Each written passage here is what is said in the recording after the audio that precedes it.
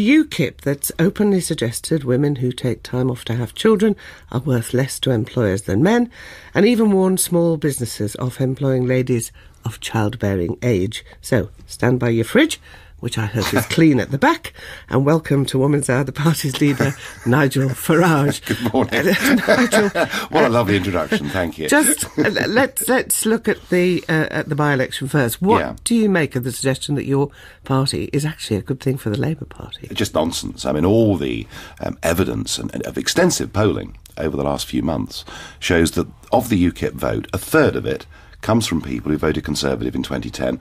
Two-thirds of it doesn't. We pick up chunks of old Labour. Liberal Democrats who've given up on them are voting for us.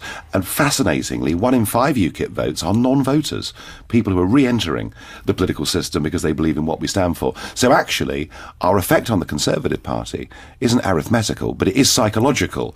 And that's because the Tory party is so desperately split on the question of Europe and all the things that come from that. All right, let's talk fridges, sluts. Well, hang on. Cleaning. Come on. I mean, at the time that none of that's party policy, Godfrey Bloom made those pronouncements, which clearly had a huge impact, you said, oh, well, he was just joking. Did you find all his pronouncements funny? No, I mean, that's the problem, isn't it? Godfrey thought he was funny, and in a certain environment, you know, perhaps the officer's mess, it might be funny, or it might have been funny years ago, and it now looks to be a type of humour that's very out of date and not relevant. And I think, people did take offence at it. So what do you think women's role in life should be?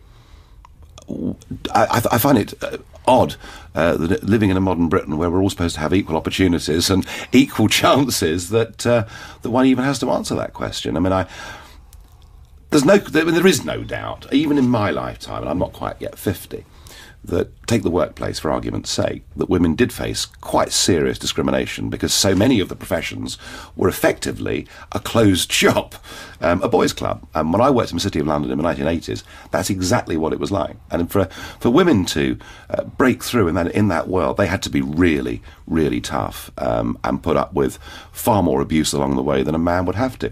I think we've made huge progress since that time, and I think that I sense there is much less discrimination in the city and activities like that. The real question is, I think, take politics that I'm now in. Huge debate here. Is positive discrimination the way forward? And this is something that the Labour Party have adopted and the Conservative Party have adopted. Or do we just say, look, we don't care actually whether people are black or white, male or female, we let them get on according to their ability. And that's the view that we've taken in UKIP. And that debate is going to be at the forefront of the national debate for years to come because we've got European rules on the percentage of women that have to be in the boardroom. So we're moving down the road of positive discrimination to try and create a fairer society, but I'm not sure it works. Now, Suzanne Evans, a UKIP councillor, described UKIP as, she said, a breath of fresh air for women, believing that women don't need special quotas, rights or treatment. Isn't that sort of classic Thatcherite conservatism? Well, I mean, Thatcherite conservatism, and it had its faults, but one of its really great markers was that it believed in meritocracy. And not just on the issue of sex, but on the issue of class.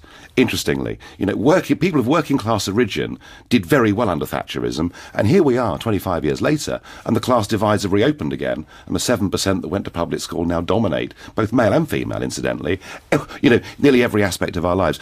Suzanne Evans' comments, are interesting. UKIP, in the early days, was very male-dominated. And it still is. Come on. Well, let's just hear me through. Was very male-dominated, and also amongst the voters, far more men voted for us than women. We saw a change in that begin to happen last year. I think the reason was that the 3 big by-election advances that we made, one was Corby, one was Rotherham, the other was Eastleigh, all female candidates. And we've just completed our selections for the European elections, and the women have done amazingly well. In fact, there are some saying that women are about to take UKIP over, and so from May the 22nd this year, post the European elections, there are going to be, amongst our top line people, as many women as men, and that's not happened with positive discrimination. It's happened because our members have judged they're the right people. But you see, you're talking the talk now, but what did you mean when you said women are worth less to city employers because they make different choices for biological reasons? Clearly you meant having children. Yes. So should a woman with a child not go out to work? Is No, she no, no, not no. employed? I'm not suggesting that for a moment. I was talking to a breakfast meeting of city brokers and dealers. All right, So you were talking there to a very, very narrow section of society. It's a job, Jenny, that I did for 20 years. I never took a fortnight's holiday in 20 years. 2 weeks away from my clients and from that desk was too long. Is that a good way to work? I didn't say it's a good way to work, but it's a fact of life that if you work in those big hothouse dealing rooms, you have to be there with the customers. If a man takes a sabbatical or a woman takes time off to have a baby and you come back, you are seriously disadvantaged in that world. Now, look, if a woman is a doctor, a dentist, a lawyer, then having time off to have children makes absolutely no difference to her career advancement at all. So I was trying to give a very honest answer to a very narrow segment of society. The trouble with politics these days is that if you say something like that, you get vilified for it because it's taken to mean that you're extending that to all women in the workplace. But as far as that world's concerned, and you may be right, it probably isn't a very nice job to do. As far as that world's concerned, I think what I said was right. So what would your party's policy be on issues like parental leave, statutory maternity pay? Well, we're very keen to look at how we can have proper transferable tax allowances so that people can make choices. And it's not actually just women now that stay at home to bring up children. There are 1 million men who now stay at home. And I had one of my employees who resigned when I was running a company say, Nigel, I'm going to stay at home. My wife's going to go out to work. So there are some big changes taking place within society in terms of childcare. We would like to see a transferable tax allowance.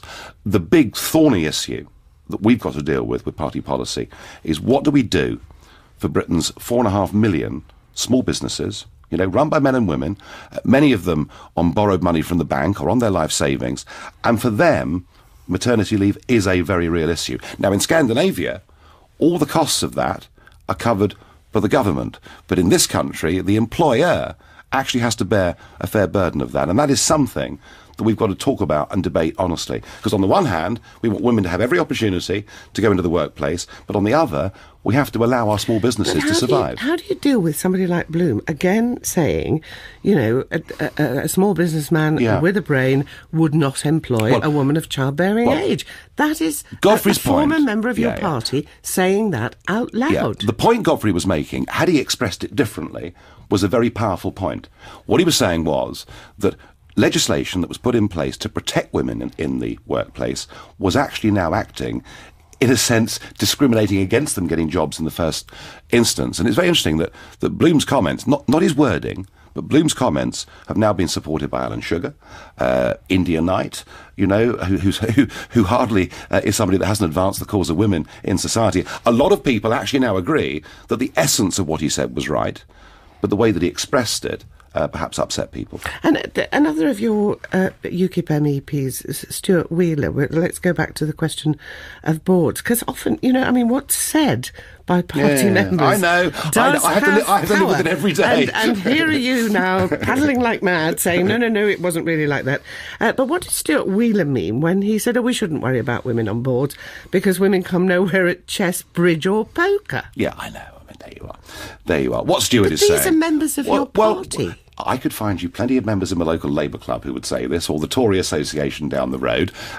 We just are having open season at the moment on anybody in UKIP that says anything. I will repeat the point that the women are slowly but surely taking over UKIP. They're going to dominate the election coverage in the run-up to the European elections in May.